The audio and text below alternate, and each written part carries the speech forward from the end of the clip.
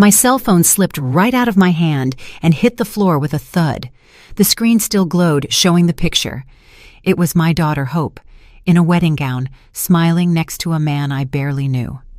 "Hope, did you get married?" "Yeah, Mama, yesterday." On the other end of the line, I could hear the sounds of the street, cars, footsteps, voices, everything but excitement. "Why didn't you tell me? Why wasn't I invited?" "It was just a small thing, Mama, only family." That word hammered in my head. Family. I picked up the phone, stared at that frozen smile on the screen, and understood. Maybe I had become an afterthought, a detail outside the frame. I deleted the picture, and in the silence that remained, a question formed that I still can't answer. What does a mother do when she stops being family? My name is Clara Mae Harrison, and for 67 years, I believed family was everything. I raised my daughter Hope alone after my husband Elijah passed away. I worked cleaning houses for 2 different families, the Rodwells and the Millers, to pay for her college. I saved every single dollar so she could have the wedding of her dreams. I always imagined I'd be right there beside her at the altar, holding her hand, watching her realize the biggest dream of any woman. But last Tuesday, as I was having my morning coffee and checking my phone, I saw a picture on Facebook that changed everything. There was Hope in a white dress next to her husband, Devin Hayes. The only people with them were his parents, Franklin and Eleanor Hayes. My eyes scanned every detail of that image multiple times. Hope was radiant, smiling like I had never seen her smile before, and the caption read, "Our special day, family complete." Family complete without me. There was no invitation, no conversation, no explanation. I found out my daughter got married the same way any stranger finds news on the internet. My heart broke in a way I hadn't even felt when Elijah passed. Sitting there in my kitchen in Atlanta, with the mug shaking in my hand, I realized that to Hope, I might no longer exist as a mother, but merely as an inconvenient memory of the past. I called her 3 times that day. They all went straight to voicemail. I sent messages pretending I hadn't seen anything, asking if everything was okay, if she needed anything. The response only came late that afternoon. "I'm fine, Mama. We'll talk later." "We'll talk later." As if her own daughter's wedding was a minor issue that could be put off. That night, lying in bed staring at the ceiling, I realized I had spent my entire life being a mother to someone who no longer needed me. And in that silence of the early morning, a new Clara Mae began to wake up inside me. Over the next few days, memories came in like ocean waves. I remembered when Hope was 5 years old and got pneumonia. I worked all day cleaning the Rodwell family's home in Buckhead and sewed at night for the Miller family in Sandy Springs. For 15 days, I barely slept 3 hours a night, taking care of her, driving her to the doctor, buying those expensive medicines. When she finally recovered, she hugged me and said, "Mama, when I grow up, I'm going to get married, and you're going to be the prettiest maid of honor in the world." Those words had lived in my heart for more than 20 years. I also remembered her sweet 16 party. I had been saving for 2 years to throw her a memorable celebration. I sold some jewelry from my marriage. I worked extra shifts on the weekends. I deprived myself of basic things. We rented the Magnolia Room in the Midtown neighborhood. I bought the most beautiful dress I could find. I hired a great DJ. I prepared all the soul food myself. That day, Hope told me I was the best mother in the world, that she would remember everything I had done for her forever. The guests commented that the love was visible in every detail of the party. I thought about the everyday sacrifices. The mornings I got up at 5 to make her breakfast before school. The afternoons I spent helping her with homework, even though I hadn't finished high school myself. The nights I stayed awake waiting for her when she was out with friends, worrying about her safety. The Sundays I brought a pot of collard greens and ham hocks to Auntie Dolores's house so Hope could spend time with her father's family. When she went to college to study business administration, I increased my work hours.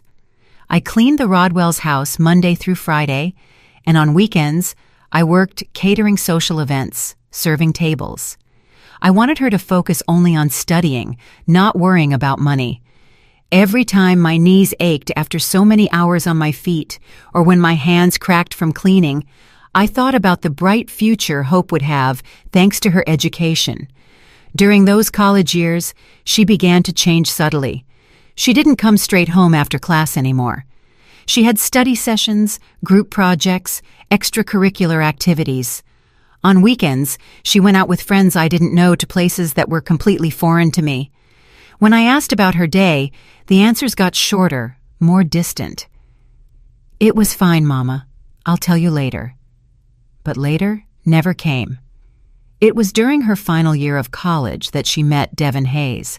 The first time she mentioned him, I noticed a special light in her eyes. She talked about him constantly, how smart he was, how he came from a good family, how he had ambitious plans for the future. I was happy to see her happy, but I also felt a pang of something I couldn't identify then.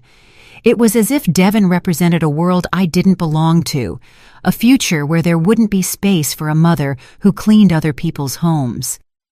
The first time Devin came over for dinner, I cooked baked mac and cheese, fried chicken, candied yams, cornbread, and sweet tea. I put in more effort than ever. I wanted to make a good impression. Devin was polite and courteous, but I noticed his eyes scanning our small home with an expression I couldn't decipher. Hope seemed nervous, constantly explaining things, as if she had to justify our way of living. "Your house is very nice, Mrs. Harrison," Devin said when he left. But there was something in his tone that made me feel like he had said the opposite.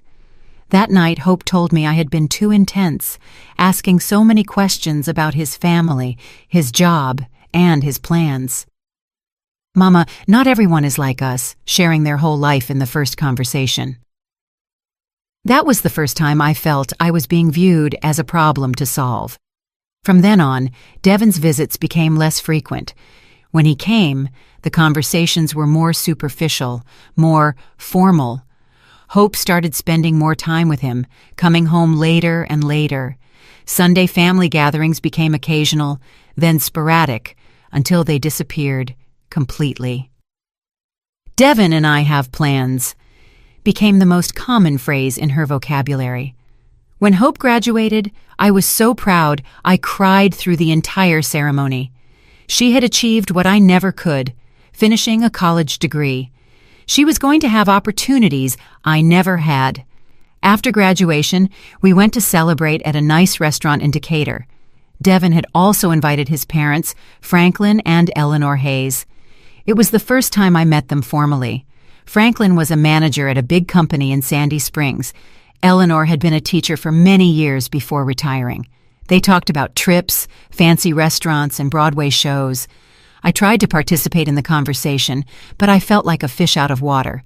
When I mentioned that I worked cleaning houses, there was an awkward silence that Hope quickly filled by changing the subject. That night, when we got home, Hope said something that hurt me deeply. "Mama, I know you always try to be friendly, but sometimes you say things that can be misinterpreted. Devin's parents are very refined people." Refined. That word stuck in my mind. I wasn't refined. My love, my sacrifice, my dedication, they didn't count for anything compared to money and formal education. The following months were marked by increasing distance. Hope got a job at a big international company. Devin also had a good job. They started talking about getting their own place, renting an apartment together. I supported the idea, though my heart was breaking inside. "Young people need their space," I said, faking enthusiasm. When they finally moved into an exclusive part of Atlanta, I was still welcome, but with schedules and conditions. "Mama, you better call before you come over to see if we're around," Hope told me. The spontaneity of simply showing up to visit my daughter was gone forever. Now, I had to make an appointment, as if I were visiting a doctor or a dentist. The visits became more and more spaced out, first every week, then every 2 weeks, then once a month. When I went, the conversation mainly revolved around their jobs, their plans, their friends. I listened with interest, but they rarely asked about my life. It was as if I only existed for them, as if my only identity was being Hope's mother. During the holiday season last year, I noticed Hope and Devin had started spending more time with the Hayes family. Well, Devin's parents have really beautiful traditions, Hope explained, when I asked if they would come over for Christmas Eve dinner as we had always done. But next year, we'll host, right? Next year never came, or rather, it came without me. It was in February when Hope told me she and Devin were thinking about getting married. "That's wonderful, baby," I exclaimed, feeling a mix of joy and anticipation. I immediately started making mental plans: the church, the dress, the flowers, the food. "Have you set a date? How can I help?" "Mama, we want something simple," Hope said, but there was something evasive in her look. "Nothing too elaborate. Weddings aren't as complicated as they used to be." I nodded, though I felt a small disappointment inside. I had dreamed for years of helping to plan my only daughter's wedding. The months passed, and conversations about the wedding became vague and sporadic. When I asked about specific details, Hope always had the same answer. "We're still looking into it, Mama. I'll let you know as soon as we have something finalized." I started to feel like something wasn't right, but I didn't know what exactly. In May, I noticed Hope started posting more photos on Facebook. Pictures with Devin, with the Hayeses, at fancy restaurants, in places I didn't recognize. But when we saw each other in person, she told me very little about these events. It was as if she had two parallel lives, one she shared with me and one she lived in secret. It was early June when I started to suspect something was definitely going on. Hope canceled 3 dates in a row to see me, always with excuses about work or urgent commitments. When we finally met, she seemed distracted, nervous. I asked her directly if everything was okay with Devin, if there was a problem. "Everything is perfect, Mama," she said, not looking me in the eye. "It's just that we're so busy with work and other things. Those words resonated in my mind for days. What other things could be more important than including her mother in her life? The last time I spoke to Hope before discovering the truth was on a Sunday afternoon. I called to invite her to breakfast the following Tuesday. "I can't, Mama," she said. "I have a very important meeting that morning." That was odd, because Tuesday mornings had always been our special time since she was little. It was the only day of the week I didn't work at the Rodwell's house. "How about Wednesday, then?" I insisted. "I don't know, Mama. Let me check my schedule and I'll call you back." But she never called me back, and I, as I always had, waited patiently for her call that never came. It was that Tuesday morning, exactly when I should have been having breakfast with my daughter, that I sat down in my kitchen with my coffee and a slice of pecan Danish. I logged onto Facebook to see photos of my neighbors and their grandkids, and I stumbled upon the image that would change my life forever. There was Hope, more beautiful than ever, in a simple but elegant wedding dress, smiling next to Devin in what was clearly a marriage ceremony. In the background were the happy faces of Franklin and Eleanor Hayes, dressed elegantly, posing as the only witnesses to that moment that should have been mine, too. The photo description read, "Finally married. Thank you to our families for making this day perfect." Our families in plural, but I didn't appear anywhere. I wasn't in the picture. I wasn't in the comments. I wasn't in that story that was supposed to include my entire life. I read every comment on that post. College friends congratulating, co-workers sending blessings, some distant relatives expressing surprise that they hadn't heard about the wedding. But no comment mentioned my absence. It was as if I had never existed in Hope's life, as if those 28 years of sacrifice and love had been completely erased from her personal story. I spent the rest of that day in a state of shock. I checked my phone over and over, hoping for a call, a text, an explanation. Nothing. Hope had gone on with her normal life, posting honeymoon photos, thanking people for congratulations, sharing moments of happiness from which I had been completely excluded. That night, lying awake and looking at the ceiling of my small bedroom, I understood something that hurt more than I imagined possible. My daughter hadn't forgotten to include me in her wedding. She had consciously excluded me. She had made a deliberate choice that I would not be part of the most important day of her life, And in that moment of painful clarity, I knew that my life, as I had known it until then, was over forever. But what Hope didn't know was that her mother, Clara May, had stored up much more than just pain during all those years of sacrifice. She had also stored a strength she herself didn't know she possessed, a dignity that had been dormant but never dead, and a capacity for decision that was about to change everything forever. The woman who got out of that bed on Wednesday morning was no longer the same woman who had patiently waited to be included in her daughter's life. She was a woman who had finally understood that some absences speak louder than any presence, and that sometimes the greatest love a mother can show is respect for her own dignity. In that silent pre-dawn hour in Atlanta, as the bells of St. Jude's Episcopal Church rang at 3 a.m., Clara May Harrison made the first completely self-directed decision she had made in nearly 30 years. If she was no longer welcome in Hope's life, then Hope would no longer be welcome in hers. But this story was just beginning, and what came next would change the lives of everyone involved in ways none of them could have imagined. The following days passed in a dense fog that prevented me from clearly seeing where my life was headed. Hope didn't call to explain, didn't show up at the house, didn't show any sign of remorse. She continued posting honeymoon photos from Cabo San Lucas, Mexico, as if nothing had happened, as if I were just another follower on her social media. Every new photo was a confirmation that I truly was no longer a part of her life. I tried to keep busy with household chores, with Wednesday Mass at St. Jude's, with talks with Mrs. Eleanor Rodriguez, my lifelong neighbor.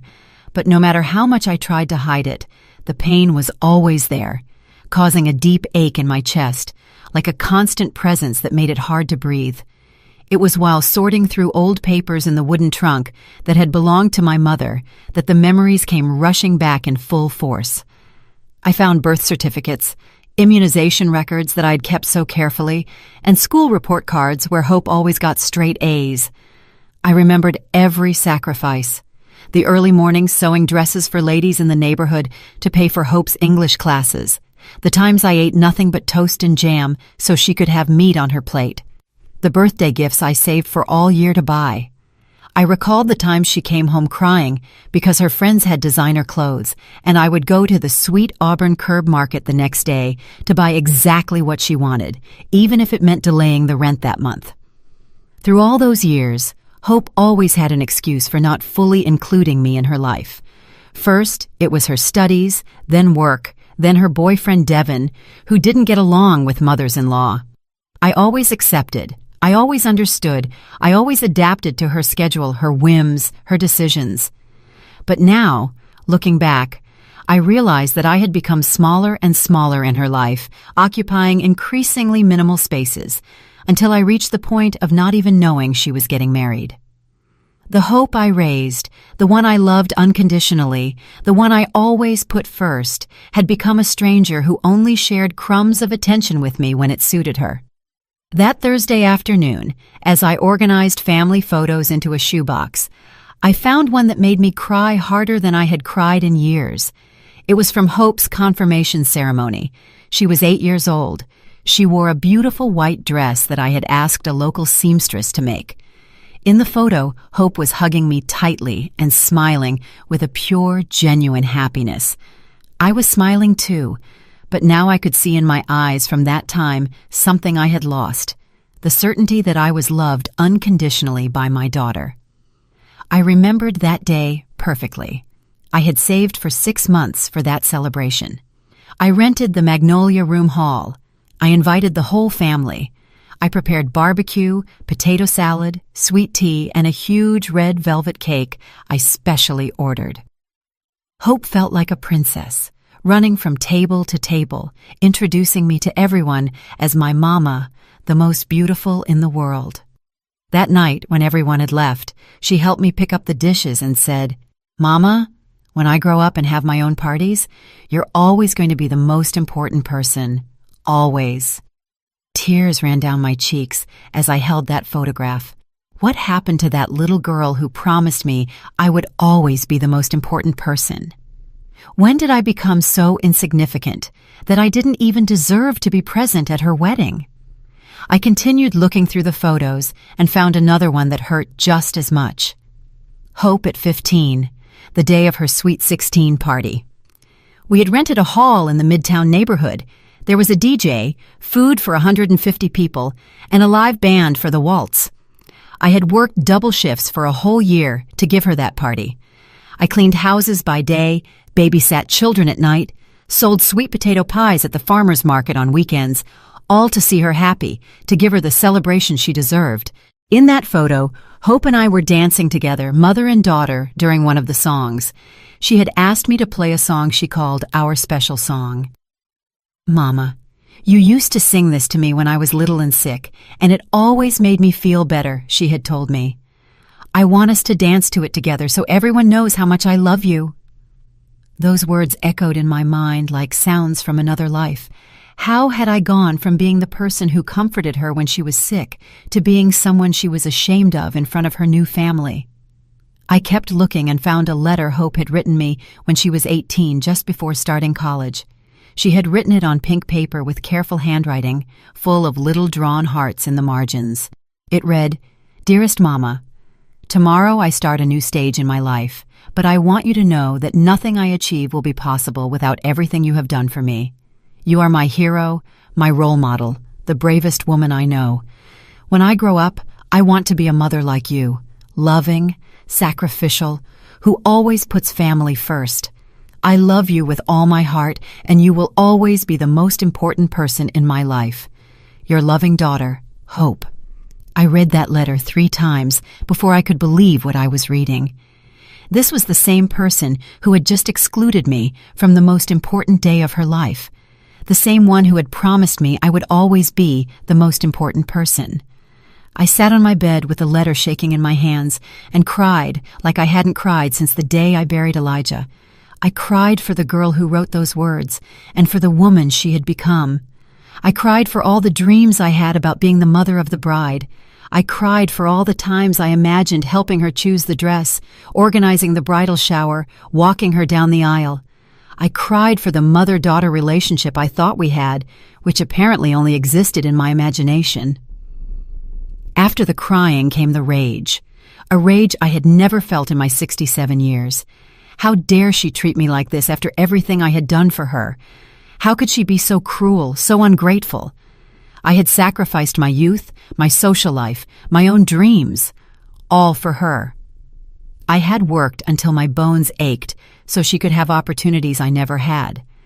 And this was how she repaid me, with humiliation, exclusion, and oblivion. But after the rage came something worse. Shame. I started asking myself if somehow it was my fault. Had I been too intense, too clingy, too unsophisticated for Hope's new, refined life? I remembered the faces of Franklin and Eleanor Hayes when they met me. That subtle expression I hadn't been able to interpret then, but that I now understood clearly. Pity mixed with discomfort. To them, I was the embarrassing mother-in-law who had to be tolerated, not accepted. I got up from the bed and looked at myself in the vanity mirror. There was Clara May Harrison, 67 years old, gray hair, hands rough from so much work, wrinkles around my eyes that spoke of years of worry. I wasn't elegant like Eleanor Hayes. I hadn't traveled the world.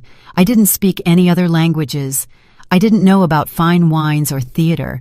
I was a simple woman who had done the best she could with what she had. But did that make me less valuable? Did that justify my own daughter treating me like I didn't exist? I couldn't sleep that night. I stayed awake thinking about all the signs I had ignored, all the moments I should have realized I was losing my daughter, the family dinners that became sporadic, the phone calls that got shorter, the visits that required prior appointment. Everything had been gradual, so subtle that I hadn't realized I was being systematically excluded from Hope's life. On Friday morning, I decided to call my sister, Auntie Rosa, who lives in Birmingham, Alabama. I needed to talk to someone, vent, ask for advice. Auntie Rosa had always been the most direct of my sisters, the one who told things straight. "She got married without telling you?" Auntie Rosa shouted when I told her what had happened. "That girl is crazy. How can a daughter do that to her mother?" I told her the whole story, from the first changes in Hope's attitude to the discovery of the wedding on Facebook. Auntie Rosa listened without interrupting, which was rare for her. "Clara May," she finally said in a serious voice, "I always told you that you gave too much to that girl. You spoiled her since she was little, you put her on a pedestal, and now you see the consequences. Kids need boundaries. They need to understand that respect is earned and maintained." Her words hurt because I knew they contained some truth. I had always indulged Hope. I had always given in to her tantrums. I had always put her needs before mine, but I had done it out of love, because I wanted her to have everything I couldn't have. "So what am I supposed to do now?" I asked, sobbing. "Now you're going to do what you should have done years ago. You're going to live for yourself," Auntie Rosa replied firmly. "Hope has already made her decision about what place you occupy in her life. Now it's your turn to decide what place she occupies in yours." After hanging up with Auntie Rosa, I sat in the kitchen for hours, thinking about her words. She was right. Hope had clearly demonstrated what place I occupied in her new life. None. It was time for me to also make a decision about what place she would occupy in my new life. On Saturday morning, as I drank my coffee and ate my pecan Danish, my phone rang. It was a number I didn't recognize, but when I answered, I heard Hope's voice. "Mama, how are you?" she asked in a cheerful voice, as if nothing had happened. "Guess what? We're back from our honeymoon. Cabo was amazing. Devin and I want to stop by this afternoon to tell you everything." To tell me everything. After 2 weeks of silence, after excluding me from her wedding, now she wanted to tell me everything, as if I were a casual friend she was catching up with about her vacation. "What time are you planning to come?" I asked. "Around 5. We'll bring pictures and some gifts we bought you." Gifts. As if cheap souvenirs from Cabo San Lucas could compensate for the greatest humiliation of my life. "All right," I said. "I'll be here." After hanging up, I stood there with the phone in my hand, feeling a mix of emotions I didn't know how to manage. Part of me was happy to finally see my daughter, to be able to hug her and tell her how much I had missed her. But another part of me, a part that grew with every passing hour, was furious at the coldness with which she had treated me, at the casual way she assumed everything would be fine after what she had done. I spent the rest of the day cleaning the house, making sweet tea, buying fresh pecan Danish from the local bakery. It was what I always did when Hope came to visit. I made sure everything was perfect to receive her, but this time, as I mopped the floor and dusted the furniture, I wondered why I was still trying so hard for someone who clearly didn't value my efforts. At 5 on the dot, Hope and Devin arrived. Hope looked radiant, tanned from the beach sun, wearing new clothes and looking completely happy. Devin wore a courteous but distant smile, the same one he always had when he came to my house. "Mama!" Hope cried, hugging me as if we were the best friends in the world. "I missed you. Look how tanned I got." I hugged her back, inhaling her expensive perfume, which wasn't the same one she used when she lived with me. Everything about her was different, her clothes, her hairstyle, her way of speaking. It was as if the Hope I knew had been replaced by a new, improved version that didn't include me. "Have a seat," I said. I served them sweet tea and offered them fresh pecan Danish. "Oh, Mama, this looks so good," Hope said, but I noticed she barely touched the pastry. She probably didn't eat that kind of thing anymore. Her new, sophisticated life didn't include treats from the neighborhood bakery. "All right, tell me everything," I said, sitting across from them in my small living room. "How was the wedding?"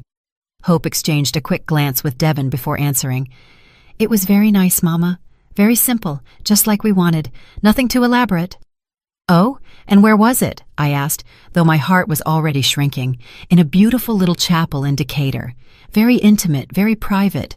Just us and Devin's parents as witnesses. Just them and Devin's parents, as if I didn't exist, as if 23 years of raising her didn't give me the right to be there. And why didn't you tell me anything?" I finally asked, my voice trembling. Hope sighed and put on the face she used to make when she was a child caught doing something wrong. "Mama, it all happened so fast. You know how those bureaucratic things are. Suddenly the date came up, and we decided not to complicate things. Besides, you know I never liked big parties." It was a lie. Hope had always loved big parties. Her sweet 16, her graduation, all the celebrations we had shared had been with lots of guests, lots of food, and lots of joy. But now, for her wedding, she had decided she wanted an intimate affair that didn't include me. "But Mama," Hope continued in a syrupy voice, "that's why we came today, to celebrate with you. Look at all the gifts we brought you." She pulled out a bag full of typical souvenirs from Cabo, a ceramic ashtray, some seashells, a T-shirt that read "I love Cabo," some coconut candies, gifts they had probably bought at the airport, thinking, "Oh, we have to bring something back for Hope's mom." "Thank you, baby," I said, feeling like each gift was a slap in the face disguised as kindness. We spent 2 hours talking about the honeymoon, the places they visited, the fancy restaurants where they ate, the activities they did. It was like looking at vacation photos of strangers. I nodded, smiled, and asked appropriate questions, but inside I felt like something was breaking for good. When they left, after vague promises to see each other soon and an invitation to see the new apartment, I was left alone in my living room, surrounded by the cheap souvenirs, feeling the weight of the silence they had left behind. That night, as I stored the gifts in a drawer where I knew I would never see them again, I made a decision that would change everything. If Hope could live without including me in the important moments of her life, then I could also learn to live without including her in the important moments of mine. And in that silence of the early morning, with my heart still hurting, but with a new determination growing inside me, I started planning the first step of my new life. A life where I was the protagonist, not just the sacrificial mother waiting for crumbs of attention. The Clara May who had waited all her life for others to decide her place in the world died that night. The one who would wake up the next day would be a completely different woman. A woman who had finally understood that respect is taught by example, and that sometimes the greatest love a mother can show is love for her own dignity. Sunday dawned with a clear sky that completely contrasted with the storm I carried inside. I got up earlier than usual at 5 a.m., and for the first time in weeks, I didn't feel that heaviness in my chest that had accompanied me since I discovered the wedding. In its place was something different, a cold clarity I had never experienced before. It was as if, during the night, I had gone through a silent transformation, as if the Clara May who had waited all her life for others to define her place in the world had finally awakened from a very long sleep. I made my black coffee, stronger than usual. I needed my mind to be completely clear for what I was about to do. I sat down at the kitchen table where I had eaten breakfast for the last 15 years, where I had waited for so many calls from Hope that never came, where I had planned special meals for visits that were canceled at the last minute. But this morning, that table no longer represented waiting or disappointment. It represented the place where Clara May Harrison was going to make the most important decision of her life. I took out an old notebook where I used to write down Hope's doctor's appointments when she was little, important school dates, and her friends' birthdays. Now, I was going to use those yellowed pages to plan something completely different, my definitive exit from a life where I was no longer welcome. On the first page, I wrote, "Plan for Independence, Clara May Harrison, August 12, 2024. The date looked strange, written in my shaky handwriting, but the words felt more real than anything I had felt in years. The first thing I wrote was, "Assess resources." During all those years of sacrifice, I had managed to save a considerable amount. I wasn't rich, but I wasn't unprotected either. I had the savings of a lifetime of work, a small but owned house in an area that had become very valuable, and something Hope never knew, a secret bank account where I had deposited the extra money I earned sewing dresses for neighborhood ladies on weekends for years. I had opened that account when Hope turned 18, thinking it would be my wedding gift to her. Every dollar I deposited there, I did so imagining the moment I would give it to her. My daughter, this is so you can start your marriage without debt, so you can have your own home, so you don't go through the difficulties I did." For 10 years, I had nourished that account with the illusion of seeing the happy look on Hope's face when she found out about the surprise. But now, after being excluded from her wedding, that money would take a completely different path. The second point on my list was research housing options. I couldn't stay in this house where every corner reminded me of the years of waiting, where every phone call would make me think it might be Hope seeking reconciliation. I needed a new place, a space that was completely mine, where I could build a life that didn't depend on crumbs of attention from my daughter.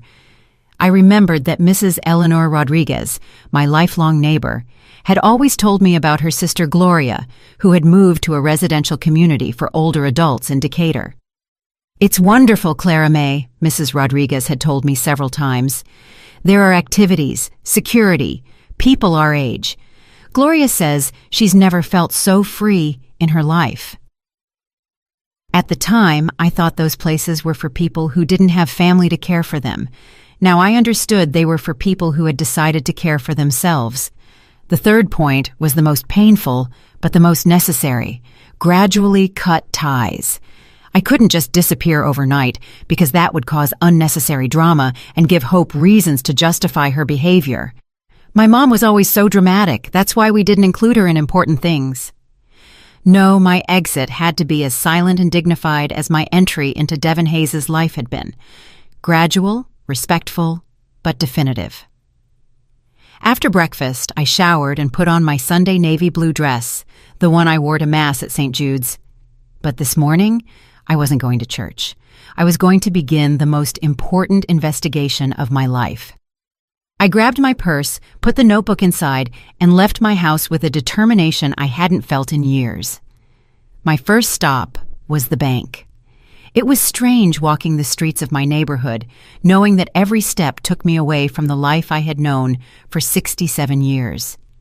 Mr. Fernando Lawson, the executive who had managed my accounts for the last 10 years, was surprised to see me near the ATM on a Sunday morning. "Good morning, Mrs. Harrison," he greeted me when he recognized me.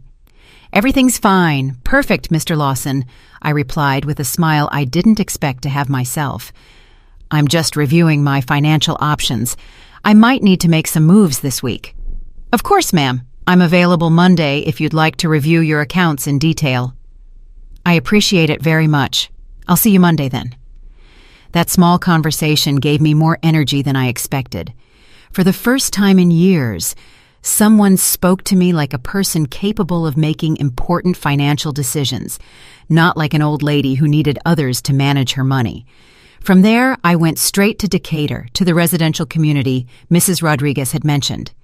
It was called the Legacy at Peachtree, and as soon as I got off the bus, I could see why my neighbor's sister liked it so much. It was a beautiful, clean place with well-kept gardens and an atmosphere of tranquility I hadn't felt in years. The receptionist, a very kind woman named Patricia, welcomed me with a genuine smile when I explained I was interested in seeing the facilities. "I'm glad you came," she said enthusiastically. "We just happen to have 2 very nice apartments available.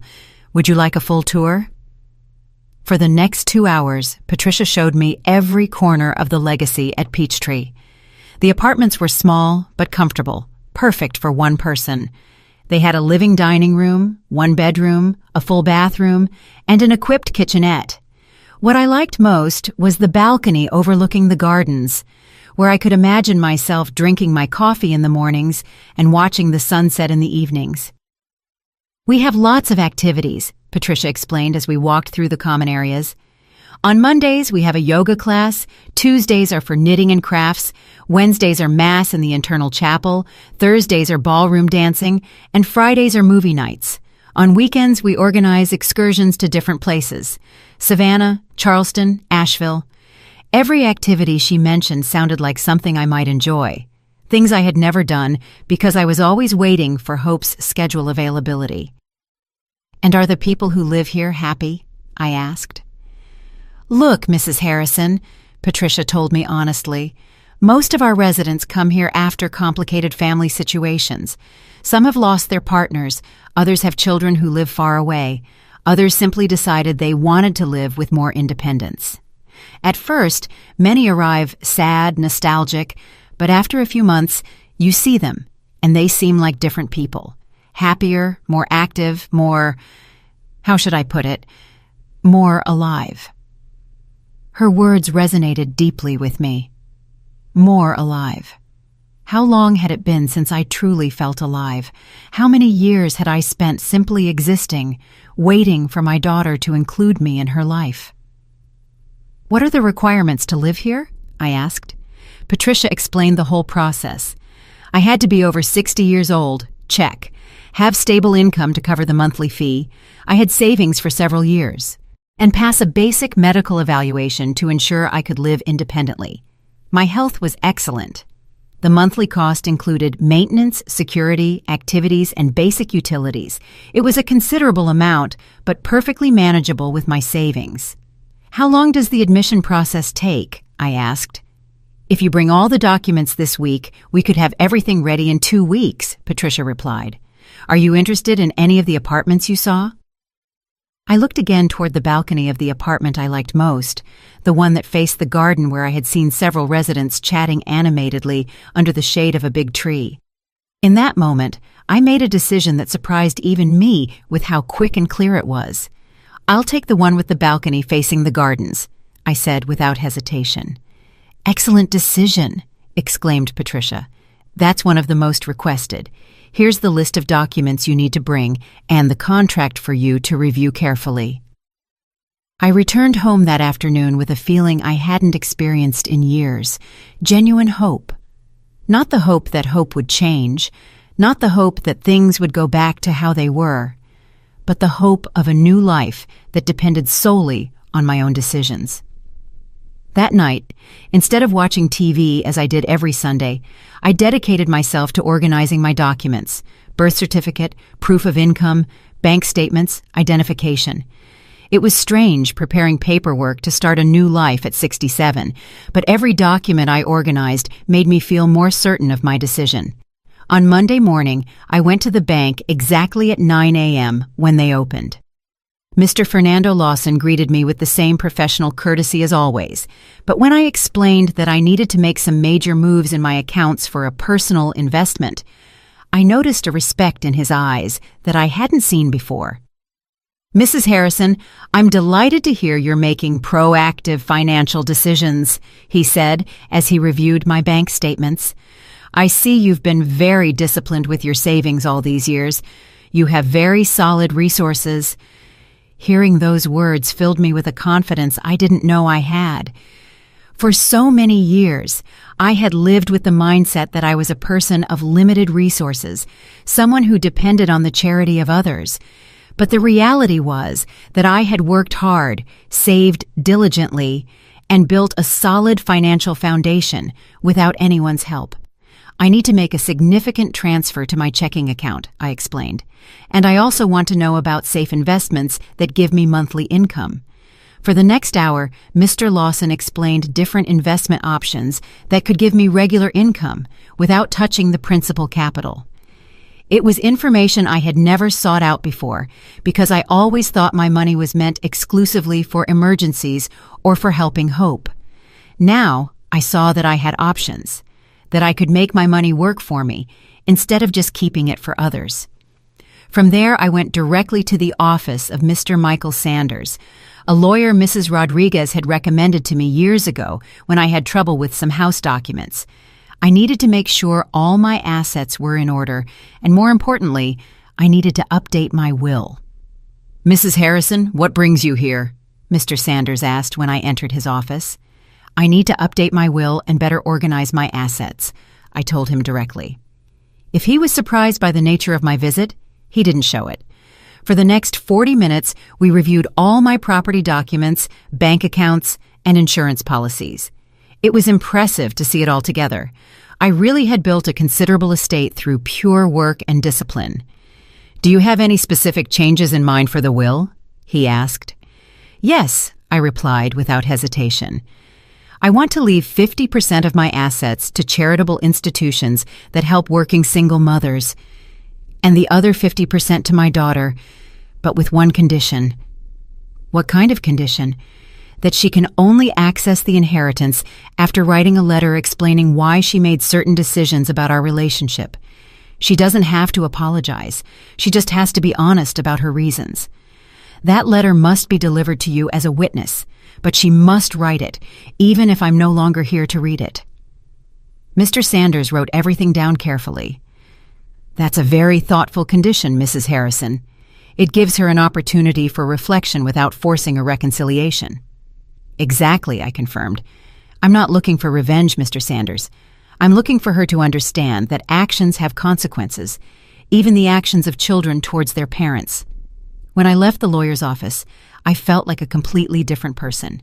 I had taken total control of my financial situation, secured my future, and established clear boundaries for my relationship with Hope, even after my death. The following days passed in a flurry of activity that kept me busy and focused. I hired a moving service to assess my belongings. I decided to keep only the essentials: clothes, some small furniture, important photos, objects with real sentimental value. Everything else would be donated or sold. The hardest part was deciding what to do with Hope's things that I still kept in her room: school trophies, books, clothes she had left when she moved out. I finally decided to carefully pack everything in labeled boxes and leave them in a storage unit I rented near her apartment. If she ever wanted them, she could pick them up. If not, eventually. During that week, Hope called me twice. The conversations were courteous but distant on both sides. She told me about her new job, her plans to decorate the apartment, the dinners she had with the Hayeses. I listened politely, asked appropriate questions, but I didn't share anything about my own plans. For the first time in years, I had important secrets that did not include my daughter. "Is everything okay, Mama?" she asked on the second call. "You sound different." "Everything is perfect, baby," I replied with complete honesty. "I'm just organizing some things at the house. You know how it is." "Do you need help with anything?" The question would have thrilled me before. Now it simply confirmed that Hope still saw me as someone who needed help, not as someone capable of solving her own problems. "No thank you, baby. Everything is under control." On Friday of that week, I got the call from Patricia at the Legacy at Peachtree. My application had been approved, and I could move in the following Monday if I wanted. That night, alone in my house, surrounded by packed boxes and furniture covered with sheets, I didn't feel sadness or nostalgia. I felt something I hadn't experienced in decades: the excitement of starting something new. On Saturday morning, as I had my last coffee at the kitchen table where I had planned so many special meals for Hope, my phone rang. It was her. "Mama, Devin and I want to invite you to dinner tomorrow, Sunday. We're going to try out the new dining room at the apartment." It was the invitation I had waited for months. They finally wanted to include me in something, show me their new home, treat me like a part of their life. But it was too late. "Oh, baby, that's a shame," I replied in a serene voice. "I already have plans for tomorrow." "Plans? With who?" "With some new friends. We're going on a little day trip to Lake Lanier." It wasn't a lie. The residents of the Legacy at Peachtree had a trip scheduled for Sunday, and I had already signed up. "But Mama, we can change it to another day. It's important to us that you see our home." "Thank you, baby, but I'm already committed. Maybe another time, when I have more time." There was a long silence on the other end of the line. Hope was not used to me having plans that didn't involve waiting for her. "Well, okay, we'll organize something later." "Sure, baby. Have a wonderful dinner." When I hung up, I stayed seated in that familiar kitchen for the last time, smiling with deep satisfaction. For the first time in my life, Hope had to adjust to my schedule instead of me adjusting to hers. It was a small change, but it symbolized a much bigger transformation. Clara May Harrison had stopped being a woman waiting to be included and had become a woman who had her own life, her own plans, her own happiness. On Sunday night, after returning from a beautiful day trip to Lake Lanier, where I had met 3 lovely women who would become my new neighbors, I packed my last personal belongings. The move would be early Monday, and by noon, I would be settled in my new home. That last night in the house where I had raised Hope, I didn't cry or feel nostalgic. Instead, I felt a deep gratitude towards the woman I had been and a genuine excitement for the woman I was becoming. I had made the bravest decision of my life, choosing my own happiness over waiting for the approval of others. Early Monday, as the movers loaded my few belongings, I looked one last time at every room in the house. In Hope's bedroom, now completely empty, I whispered a silent farewell. Thank you for teaching me that true love sometimes means knowing when to walk away. The Clara May who walked out of that house that Monday morning was a completely new woman. A woman who had learned that dignity is not negotiable, that respect is taught by example, and that it is never too late to start over when you make the right decision. As the moving truck drove away toward Decatur, toward my new life at the Legacy at Peachtree, I sat in the passenger seat, smiling toward the future. For the first time in 67 years, I didn't know exactly what awaited me, and that uncertainty felt like the most beautiful freedom in the world. My first week at the Legacy at Peachtree passed like a beautiful dream I didn't want to wake up from. Every morning I woke up in my new cozy apartment, made my coffee in the kitchenette that was entirely mine, and went out onto the balcony to look at the gardens where I had already identified my new neighbors. There was Mrs. Mercedes, 72, who had been an elementary school teacher for 40 years. Mrs. Eleanor, 69, who had worked in a government office and had fascinating stories of her youth. And Mr. Alexander, 75, a widower like me who had been a carpenter and now made small furniture to give as gifts to his new friends. It was strange to feel part of a group where I was valued for who I was, not for what I could do for others. At community meals, my new friends asked me about my life, my opinions, my plans. No one saw me as somebody's mother or the awkward mother-in-law. I was simply Clara May, a woman with her own stories, her own dreams, her own personality. On Wednesday of my first week, I participated in the knitting class led by Mrs. Eleanor Rodriguez, an elegant 74-year-old woman who had been a dressmaker in her youth.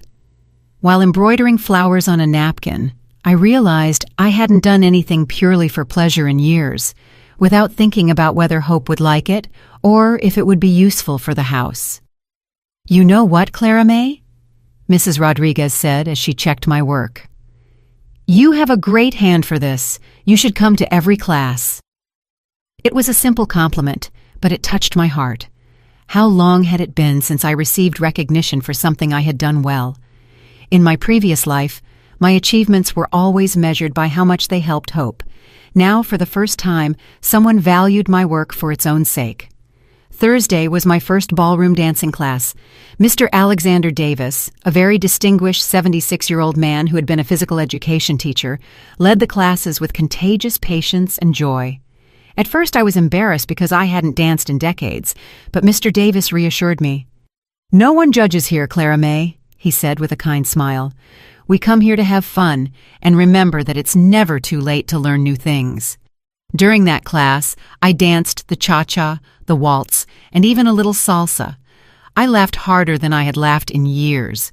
My classmates applauded when I managed a difficult step, helped me when I got confused, and made me feel like I was part of a real family, a family that had chosen me and that I had chosen too. That night, as I ate dinner alone in my apartment but without feeling lonely, my phone rang. It was Hope. "Mama, where are you?" she asked, her voice frantic. "I went to the house and it's completely empty. The neighbors said you moved out. What is going on?" Her voice had a mix of confusion and panic that I hadn't heard since she was little and got lost at the market. For a moment, my maternal instinct wanted to reassure her immediately, explain everything, assure her that I was fine. But the new Clara May, who had emerged in these last few weeks, kept her composure. "I'm doing very well, baby," I replied in a serene voice. "I moved to a place more suitable for my age." "More suitable? What does that mean? Why didn't you tell me anything?" "Because they were personal decisions that didn't require your approval," I said firmly, but without aggression. There was a long silence on the other end of the line. Hope was not used to me making important decisions without consulting her, even though she had been making hers for years without consulting me. "Where are you living now?" "In a place where I'm happy, baby. That's what matters." "Mama, you're scaring me. This isn't normal for you. Are you mad at me about something?" The question would have disarmed me before. I would have rushed to explain that I wasn't mad, that I loved her, that I just wanted us to be happy together. But now I saw that question for what it really was, an attempt to return to the old dynamic where I was responsible for managing her emotions. "I'm not mad, Hope. I'm living my life." "What does that mean?" "It means I finally understood that I have the right to make my own decisions, to have my own plans, to be happy without depending on the approval of others." Another silence. I could imagine Hope on the other end, trying to process this version of her mother she didn't know. "Can you tell me where you are? Devin and I are worried." Devin and I. It was always Devin and I, as if they were a single entity making joint decisions about my life. But there was something in Hope's tone that was different. For the first time in a long time, she seemed genuinely worried about me, not just annoyed because I wasn't available when she needed me. "I'm at the Legacy at Peachtree in Decatur," I finally told her. "It's a very nice residential community for people my age." "A retirement home?" The word bothered me, but it didn't surprise me. To Hope, any place where older people lived was automatically a retirement home. "No, baby. It's a place where I live independently, but with the company of people who are at the same stage of life as me. I have my own apartment, my own activities, my own social life." Social life. There was genuine surprise in her voice, as if she had never considered that I could have a social life independent of her. "Yes, Hope. I have new friends, activities I enjoy, plans that don't include waiting for you to have time for me." The words came out more direct than I had planned, but I didn't regret saying them. It was time for Hope to understand the consequences of her decisions. "Mama, we have always had time for you. Did you really have time to include me in your wedding?" The silence that followed was long and heavy. It was the first time I had directly mentioned the wedding exclusion, and we both knew it was the elephant in the room that had been present in all our subsequent conversations. "Mama, I already explained that it all happened so fast, that it was a very simple thing." "Hope," I interrupted her with a firm but calm voice. "I'm not interested in hearing any more excuses. What happened happened. I'm not looking for apologies or explanations. I just want you to understand that decisions have consequences." "What kind of consequences?" "The consequence that I finally understood that I'm not a priority in your life, and I've decided that you won't be a priority in mine either." The words came out with a clarity that surprised me. There was no anger in my voice, no resentment, only a quiet honesty that made me feel freer than I had felt in years. "Does that mean you don't want to be my mother anymore?" The question hurt because I could hear the little girl behind the adult woman, but it also strengthened me because it reminded me that Hope knew exactly what she had lost. "I will always be your mother, baby, but I will no longer be the mother who waits for crumbs of your attention. I will no longer be the mother who accepts any treatment just to be present in your life. If you want a relationship with me, it will have to be a relationship of mutual respect." And what would that look like? It was the first time Hope specifically asked what I wanted from our relationship, instead of simply assuming I would adapt to whatever she offered. "I don't know yet," I answered honestly, "but I know it can't be like before." After hanging up that night, I sat on my balcony, watching the lights of Decatur, feeling a mix of sadness and liberation. It had been the hardest conversation of my life, but also the most necessary. For the first time, I had set clear boundaries with my daughter. I had expressed my feelings without trying to protect hers. I had placed my dignity above my desire to keep the peace. The following days passed without news from Hope, and for the first time, her silence did not cause me anxiety. I was too busy discovering my new life to worry about interpreting her lack of communication. On Friday, I participated in the weekly excursion to downtown Atlanta, where we visited the Georgia State Capitol and ate at a traditional soul food restaurant near Centennial Olympic Park. On Saturday, I went to the yoga class for the first time in my life and discovered that my body was more flexible than I thought. On Sunday, after Mass at the chapel at the Legacy at Peachtree, I was returning to my apartment when Patricia, the receptionist, stopped me. "Mrs. Harrison, you have visitors," she said with a smile, "a young couple who say they're family." My heart sped up a little, but not with the anxiety of before. It was more curiosity to see what Hope and Devin wanted. I found them in the visitors' lounge, sitting together on one of the elegant sofas. Hope looked nervous, almost fragile, very different from the confident, successful woman she had been in our last encounters. Devin looked uncomfortable, as if he would rather be anywhere else. "Mama," Hope said, standing up when she saw me, "thank you for seeing us." It was strange that she thanked me for seeing them, as if she finally understood that she could no longer simply appear in my life uninvited. "Have a seat," I said, taking the chair across from them. "How are you?" "We're fine," Hope replied, though her voice suggested otherwise. "We wanted to come and see where you're living, to make sure you're comfortable." I looked around the visitors' lounge with its elegant furniture, its well-kept plants, its large windows that let in a lot of natural light. Then I looked at them, this young couple who had come to make sure I was comfortable, as if they had any right to approve of my life decisions. "As you can see, I'm very comfortable," I said with a genuine smile. "This place is perfect for me." "Yes, it looks very nice," Devin admitted, speaking for the first time. "It must be expensive, though." There it was, the real concern, not my happiness or my comfort, but how much of their inheritance I was spending.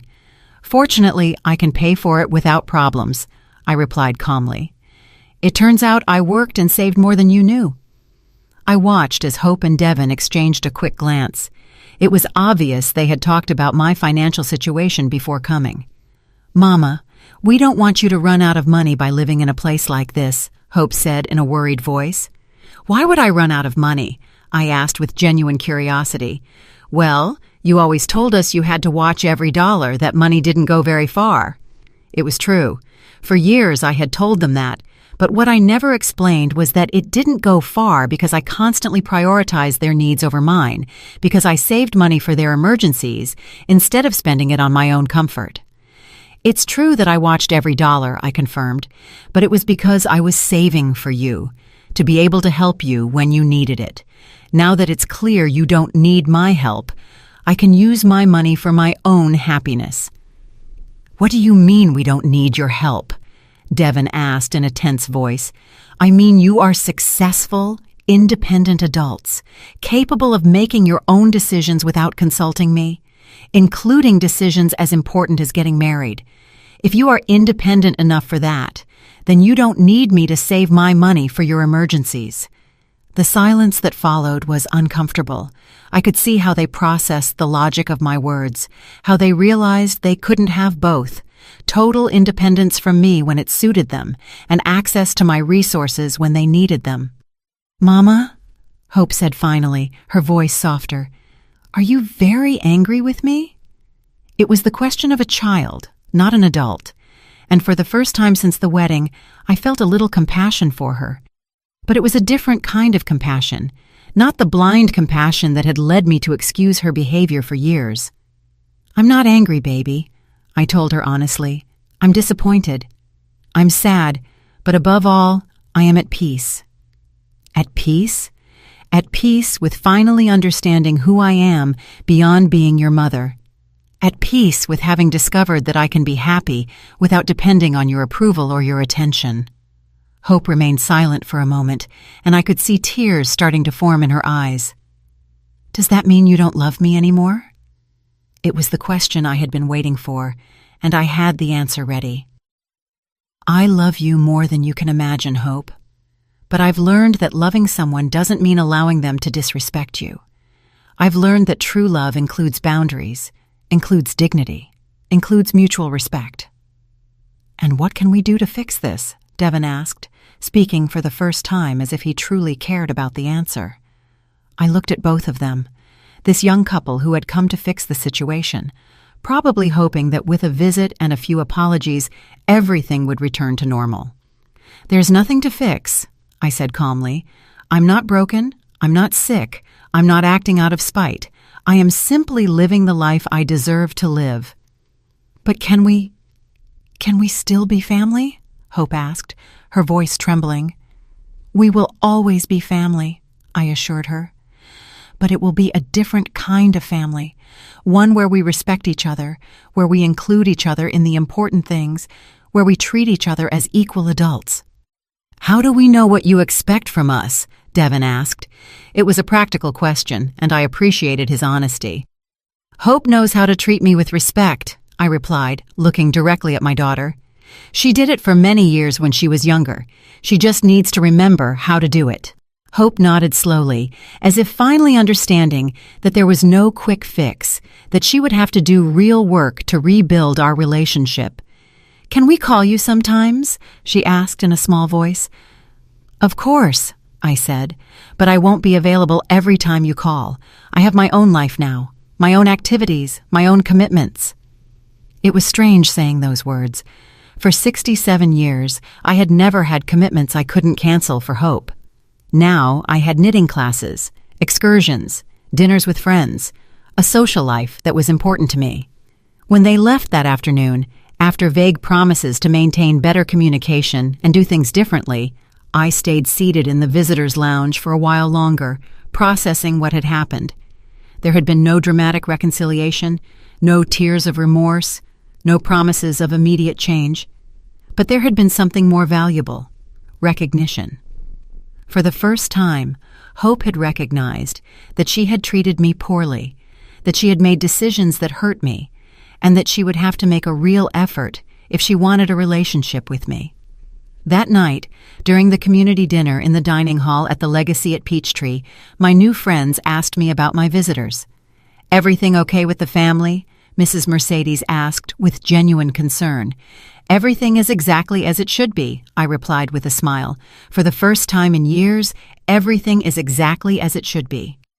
And it was true. I didn't know if Hope and I would ever have a close relationship again. I didn't know if she would truly change or if she would simply learn how to manage me better.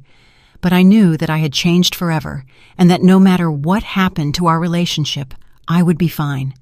The Clara May who had waited for years for her daughter to include her in her life had died forever. In her place, a woman had been born who knew her worth, who had her own dreams, who was capable of being happy with or without the approval of others.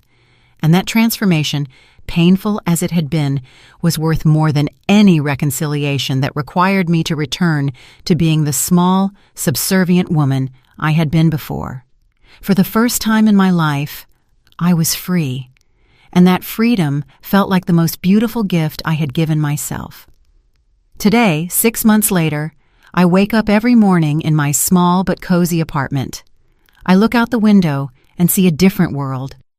It's not a world without pain, but it's a world where I choose who is part of my story. I tend to my plants on the patio. I read the books I always wanted to read. I frequent the new chapel where no one knows me as Hope's mother. I am simply Clara May Harrison, a 67-year-old woman who is learning to live for herself after decades of living exclusively for others. Sometimes I get calls from unknown numbers that I know are Hope trying to reach me through other people's phones. I hear her voice on the answering machine, always crying, always apologizing, always promising she will change. But some exclusions cause pain too deep to be healed just with words. Some rejections are too final to be forgiven with simple remorse.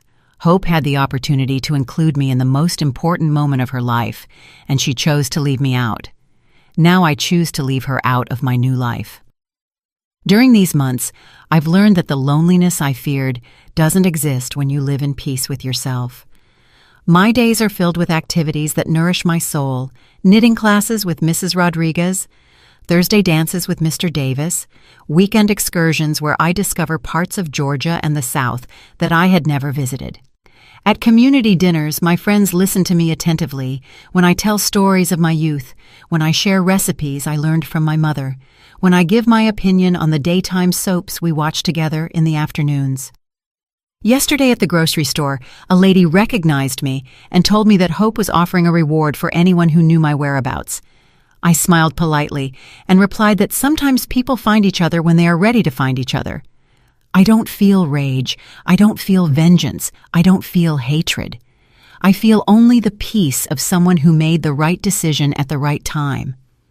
Hope learned in the most painful way possible that mothers also have feelings, that love has boundaries, and that some doors once closed never open again.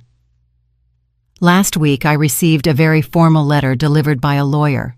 It was from Hope, typed, with no tears to smudge the ink, no shaky handwriting of emotion. In that letter, my daughter explained with a coldness that surprised me her reasons for excluding me from the wedding. She said it had been a practical decision, that the Hayes had insisted on a small ceremony, that they hadn't wanted to hurt my feelings, but hadn't wanted to create conflicts with her new in-laws either. I read that letter 3 times before fully understanding what I was reading. Hope had reduced the most painful moment of my life to a practical decision. She had turned my exclusion into a matter of family diplomacy. There was no recognition of the harm she had caused me. There was no understanding of the sacrifice it had been for me to raise her alone. There was no gratitude for the years of unconditional love I had given her. That letter confirmed something I already knew in my heart. The Hope I had raised, the girl who promised me I would always be the most important person in her life, had disappeared forever. In her place was a woman who viewed our relationship as a social obligation that could be managed with efficiency, not as a sacred bond that deserved care and respect. I put the letter away in a wooden box along with some old photographs that had resisted time, not out of spite, but because some words only need to be read, not answered. A mother's love doesn't end, it just changes form. My love for Hope transformed into something different. Respect for my own dignity, care for my own happiness, protection for my own peace. This morning, as I water the plants on my patio and watch the sunrise over Decatur, I think of all the women who, like me, have spent their lives waiting to be valued by others. I think of the mothers who sacrifice their dreams for children who later see them as awkward burdens. I think of the grandmothers who babysit for children who then tell them they're interfering too much. I think of all of us who learned that our worth depended on how much we could give to others, never on how much we deserved to receive.